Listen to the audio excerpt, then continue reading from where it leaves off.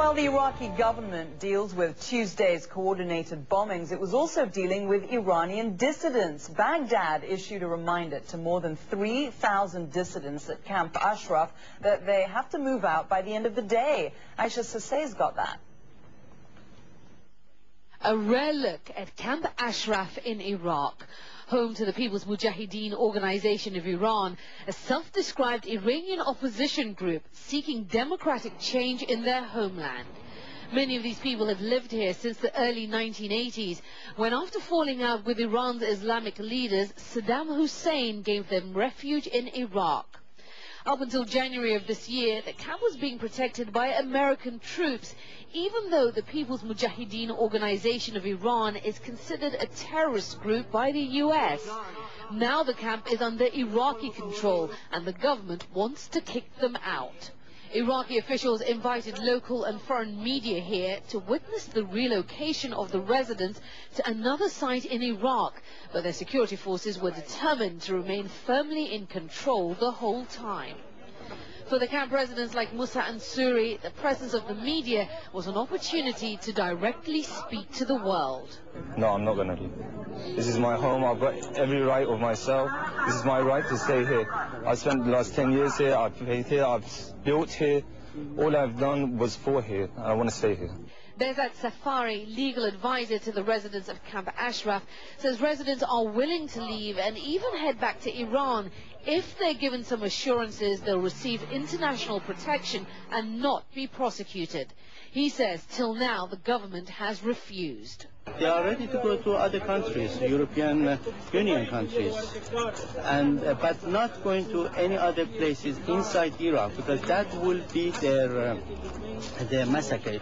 Loaded up in trucks and buses, Iraqi officials gave us a carefully controlled tour of our surroundings.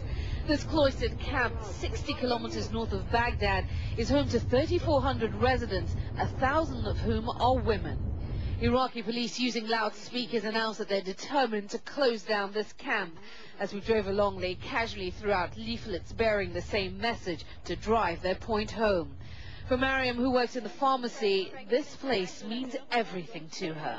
Ashraf is like my home. I have been here from my childhood. I was here till I was 8 years, and I lived here when I was 8 to Sweden, and I come back again when I was 17, 18 years old.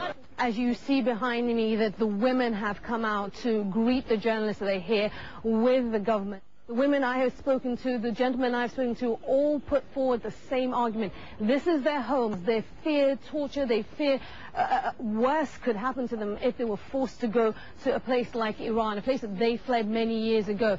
For the brigadier in charge of camp security, this is simply a matter of Iraqi sovereignty, and these Iranian dissidents are now unwelcome guests. This is an Iraqi land, part of the Iraqi territory. It is impossible for a person who is on Iraqi territory to impose what he wants. A number of the residents we spoke to believe Iran is putting pressure on Iraq to close the camp, and some are calling on the US to intervene. The Obama administration has already made it clear this is an Iraqi matter and they will not interfere.